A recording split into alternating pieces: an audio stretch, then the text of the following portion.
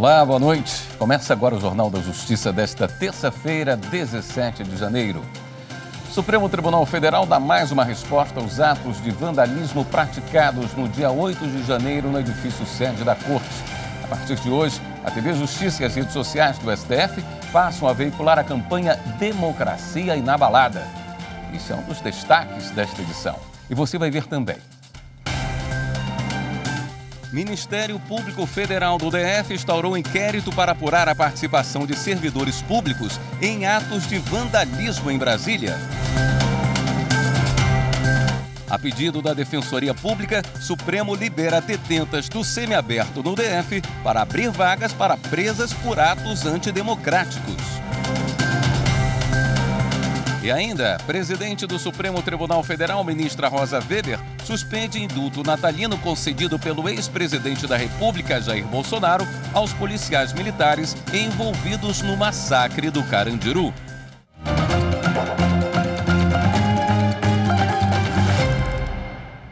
O Supremo Tribunal Federal dá mais uma resposta aos atos de vandalismo praticados no dia 8 de janeiro no edifício sede da Corte.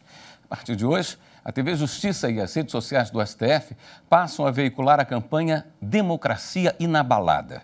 Até o dia 1º de fevereiro vão ser exibidos vídeos que chamam a atenção para o lamentável episódio.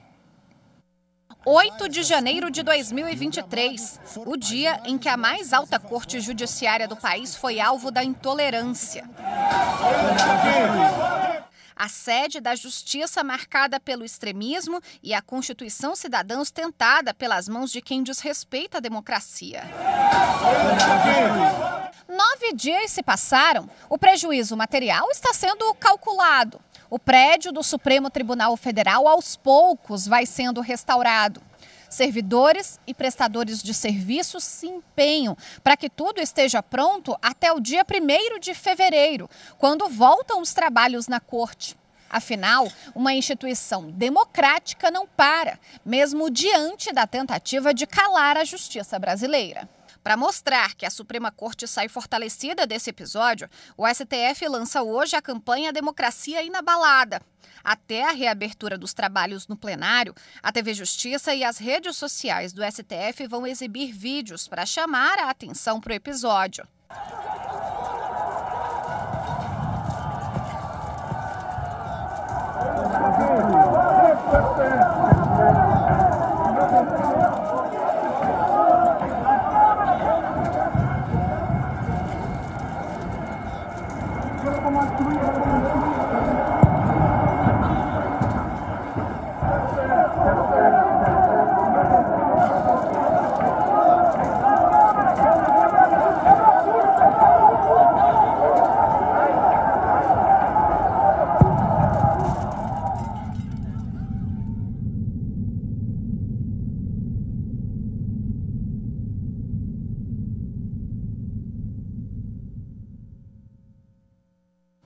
Nas redes sociais, os ministros do STF, Alexandre de Moraes, Luiz Roberto Barroso e Gilmar Mendes, repercutiram a campanha Democracia Inabalada.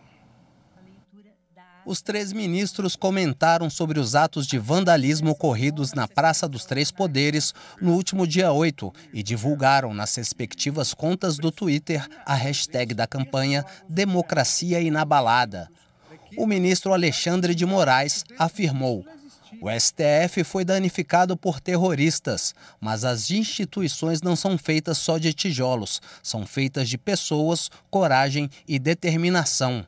Vamos reconstruir as estruturas e mostrar que a Constituição Federal e a democracia seguem mais fortes do que nunca.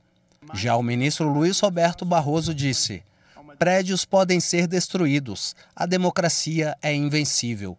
Ela representa o esforço da humanidade para que todos sejam livres e iguais. A história mostra que tiranos, terroristas e outros delinquentes não podem derrotá-la. A violência nunca é o caminho. O decano da Corte, ministro Gilmar Mendes, destacou: neste momento, dezenas de pessoas trabalham para reerguer o plenário do Supremo Tribunal Federal.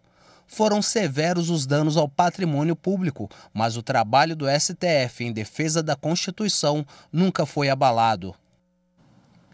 O ministro aposentado do Supremo Tribunal Federal, Celso de Mello, publicou nota sobre os atos antidemocráticos contra a corte. Ele destacou que não conseguiram destruir as palavras de Rui Barbosa, uma das pessoas mais importantes na implantação da democracia. O trecho do discurso de Rui Barbosa está esculpido em mármore na parede de entrada do plenário do Supremo Tribunal Federal.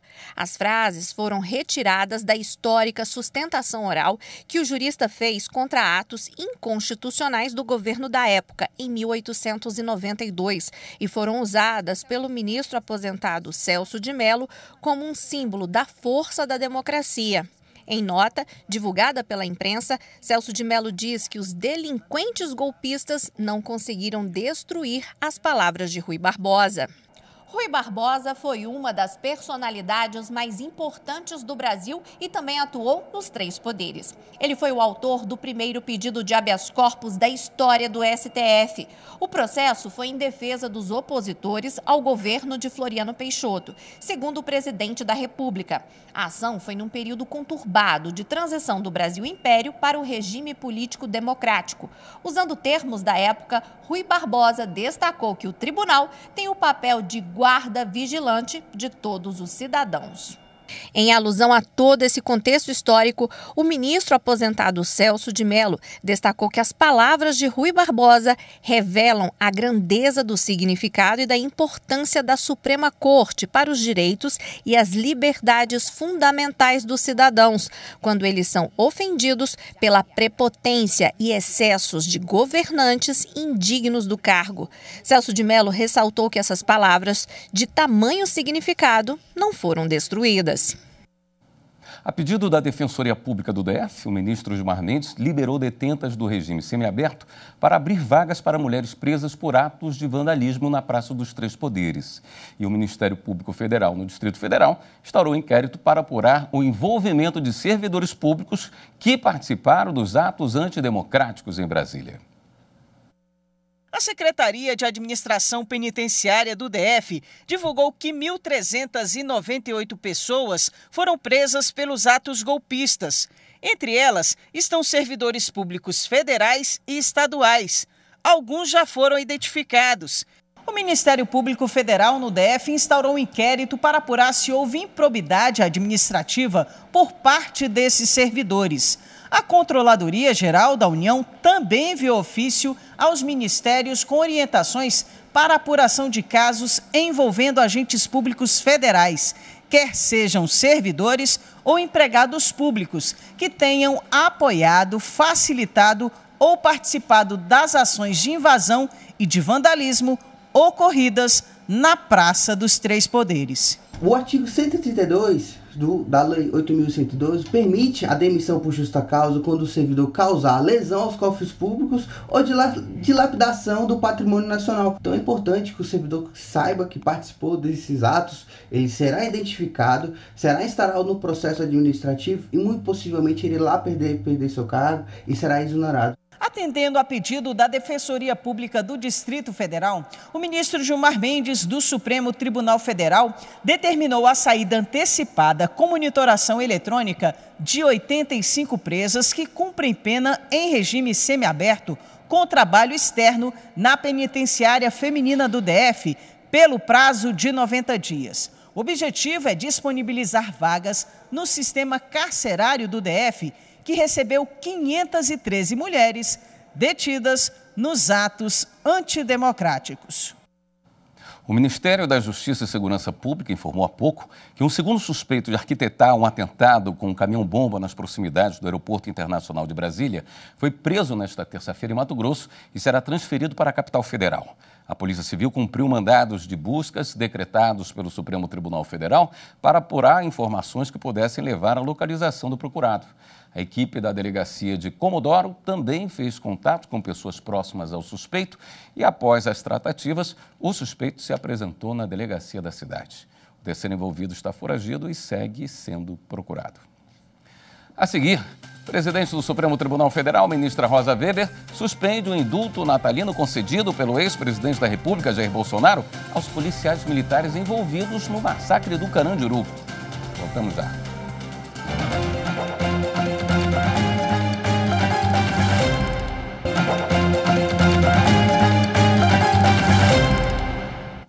presidente do Supremo Tribunal Federal, ministra Rosa Weber, suspendeu o indulto natalino concedido pelo ex-presidente da República, Jair Bolsonaro, para os policiais militares envolvidos no massacre do Carandiru. A decisão atendeu a um pedido da Procuradoria-Geral da República. A suspensão vai até que o tema seja analisado pelo relator do caso, o ministro Luiz Fux, após o recesso do Judiciário. O trecho do decreto questionado é o que concede o perdão aos policiais militares condenados pelo massacre do Carandiru. A PGR alegou que esse perdão viola a dignidade humana e princípios do direito internacional público. Ao atender o pedido, a ministra Rosa Weber considerou que o indulto aos envolvidos pode configurar transgressão às recomendações da Comissão Interamericana de Direitos Humanos da Organização dos Estados Americanos, a OEA. O indulto de Natal foi concedido por Jair Bolsonaro no dia 23 de dezembro do ano passado. Pelo decreto, seriam perdoados da pena os policiais condenados por crime praticado há mais de 30 anos e que, na época, não era considerado hediondo. O texto beneficia os PMs que participaram do massacre do Carandiru em 1992, quando 111 detentos foram assassinados. Na ação que questiona o indulto, o Procurador-Geral da República, Augusto Aras, argumentou ainda que a avaliação do crime ser ou não hediondo deve ser feita na data da assinatura do decreto e não no momento do crime. O Tribunal Superior do Trabalho afastou a demissão por justa causa da funcionária de uma empresa terceirizada.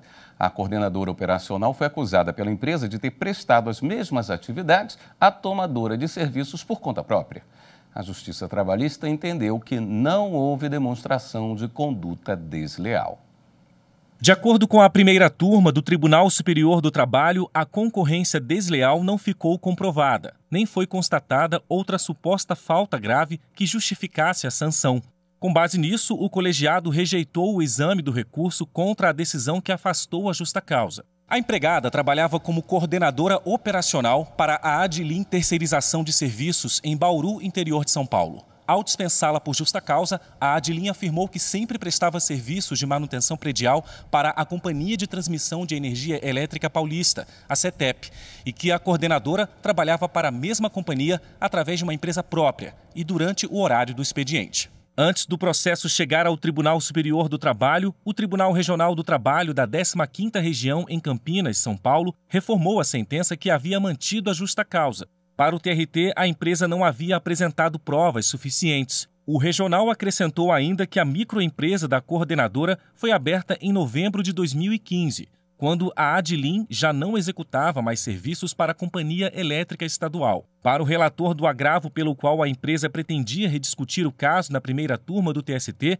ministro Dezena da Silva, ficou claro que o TRT decidiu com base nas provas testemunhais e documentais apresentadas. Por isso, o relator concluiu que não ficou devidamente comprovada a conduta atribuída à coordenadora operacional. Qualquer consideração em contrário, portanto, obviamente, estaria a afrontar a súmula 126 da Corte. E, por fim, conforme já pontuado na decisão agravada, o debate acerca dos requisitos previstos na súmula 90, que cuida, como nós todos sabemos, da ordem itinere, não houve, o debate carece do pré-questionamento, de sorte que, invocando a súmula 297 do Tribunal Superior do Trabalho, mantenho também, nesse aspecto, a decisão agravada. Por unanimidade, a primeira turma manteve decisão que afastou a justa causa aplicada à empregada, acusada de concorrência desleal contra a empresa em que trabalhava. O Superior Tribunal de Justiça decidiu que, após alteração no Código de Processo Civil em 2021, a extinção de processo por prescrição intercorrente impede condenação em honorários. A terceira turma do STJ reformou o acórdão do Tribunal de Justiça do Distrito Federal e dos Territórios e afastou a condenação da parte que deu causa à ação ao pagamento de honorários advocatícios e custas processuais.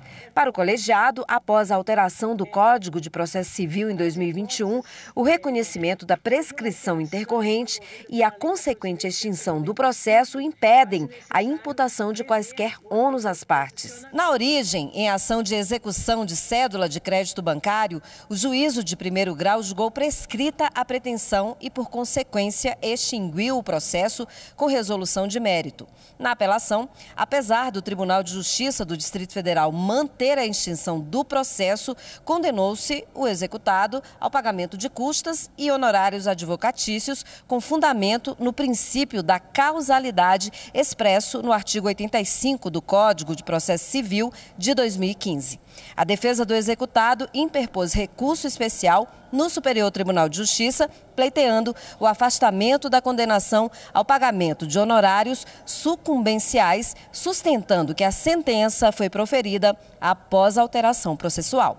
No STJ, a relatora ministra Nancy Andrighi apontou que, apesar de tramitar no Supremo Tribunal Federal a ação direta de inconstitucionalidade 7005, a qual trata, entre outros temas, da inconstitucionalidade formal e material das alterações acerca da prescrição intercorrente, enquanto não houver julgamento, deve-se obedecer à legislação vigente. Nancy Andrighi destacou ainda que, para os processos em curso, a prolação da sentença ou de ato equivalente ao marco fixado para a aplicação da nova regra dos honorários e não a verificação da própria prescrição intercorrente, motivo pelo qual não se deve aplicar o artigo 85, parágrafo 10 do Código de Processo Civil. No próximo bloco, uma resolução do Conselho Nacional de Justiça deixa claro como deve ser o procedimento para entrega protegida de bebês para adoção. Voltamos em instantes.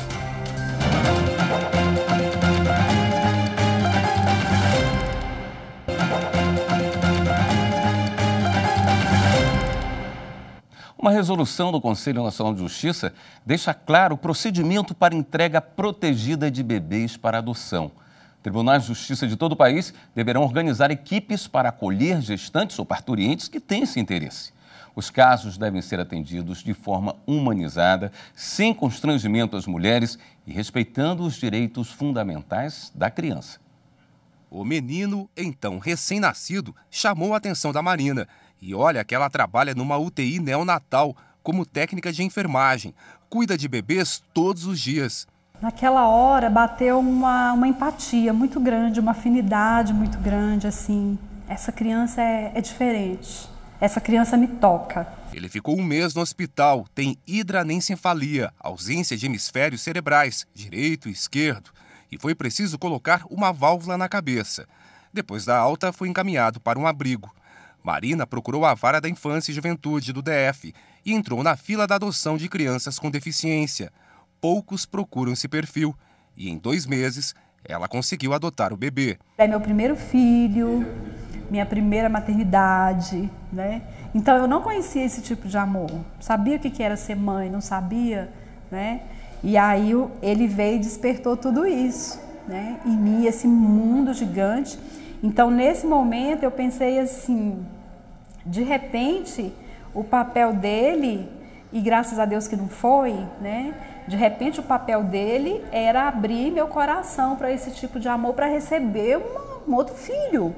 Porque a partir desse momento, eu já comecei a sentir o amor materno, o que é ser mãe, como é grandioso ser mãe. O Conselho Nacional de Justiça aprovou uma resolução que trata da entrega protegida de bebês para adoção, seja de crianças com deficiência ou não. Os casos deverão ser atendidos de forma humanizada e sem constrangimento às mulheres, garantindo os direitos fundamentais dela e da criança. Para isso, os tribunais de justiça deverão organizar equipes interdisciplinares para acolher gestantes ou parturientes que manifestem interesse. De acordo com a resolução, a partir do nascimento da criança, o magistrado determinará o acolhimento familiar ou institucional, com a emissão da guia do Sistema Nacional de Adoção e Acolhimento. Se o interesse na entrega for confirmado, após a alta hospitalar, será designada audiência para ratificação do consentimento sobre a adoção, em até 10 dias, quando será homologada a entrega e declarado extinto o poder familiar. e os genitores podem exercer o arrependimento no prazo de 10 dias, contado da data de prolação da sentença de extinção do poder familiar. O processo deverá tramitar com prioridade e segredo de justiça, sob a classe e tipo de processo entrega voluntária. O atendimento e o acompanhamento por uma equipe multidisciplinar assegura que a manifestação de vontade será feita de forma consciente e amadurecida. Esse acompanhamento com os esclarecimentos e adoção de um procedimento adequado, inclusive com a possibilidade de retratação dentro do prazo legal, dão segurança à gestante e ao recém-nascido. Hoje, o filho de Marina está com 1 ano e 10 meses. Para quem tem dúvidas sobre a adoção, ela manda um recado. Que não tenha medo de ser feliz. Retrospectiva 2022. Vamos rever o julgamento do plenário do Supremo Tribunal Federal, que decidiu, por maioria, que a Lei Municipal de São Paulo, que cria o feriado da Consciência Negra, é válida.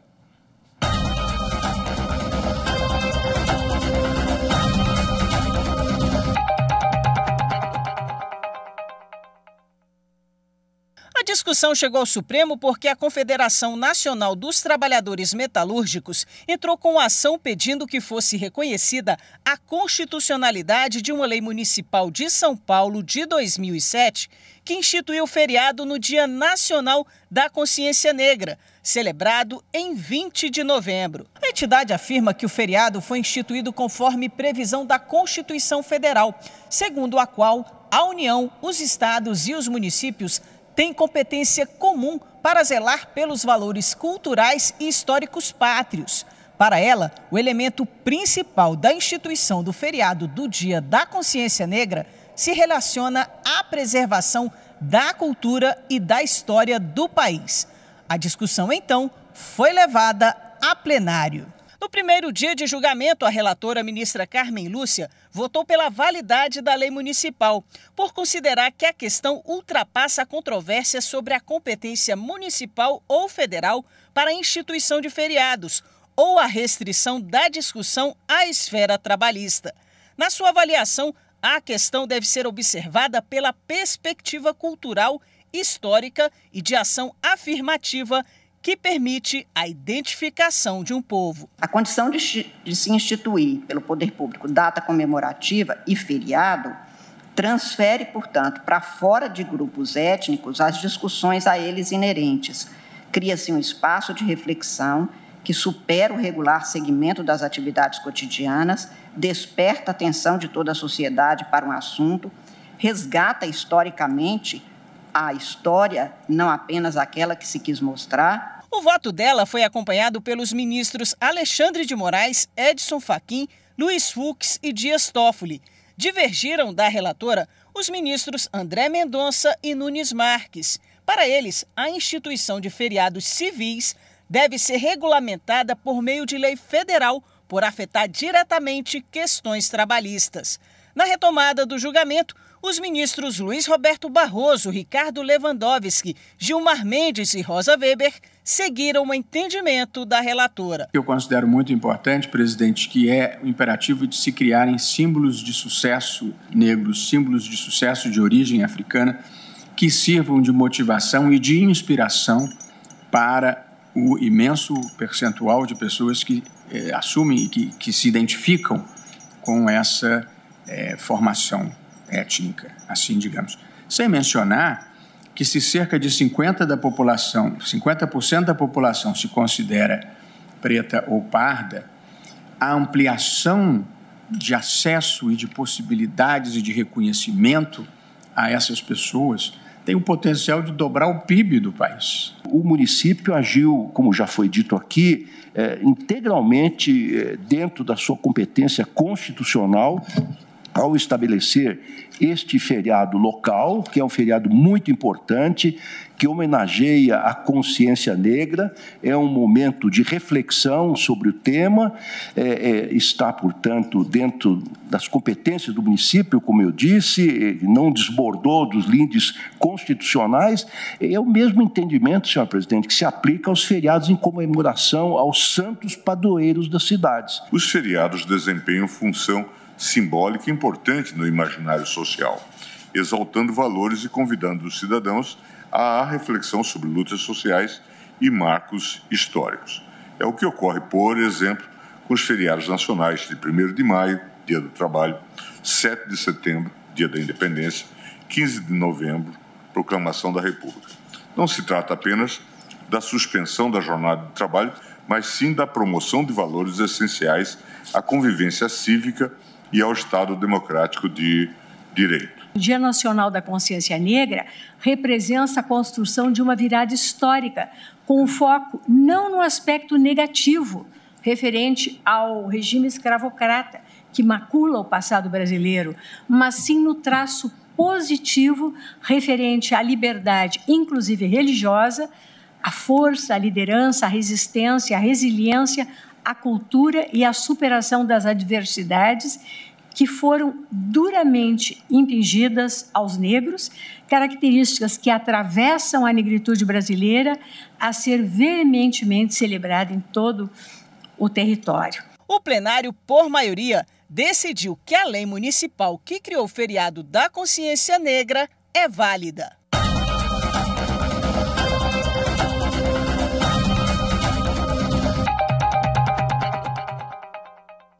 Essa edição do Jornal da Justiça fica por aqui. Uma boa noite para você. Até amanhã.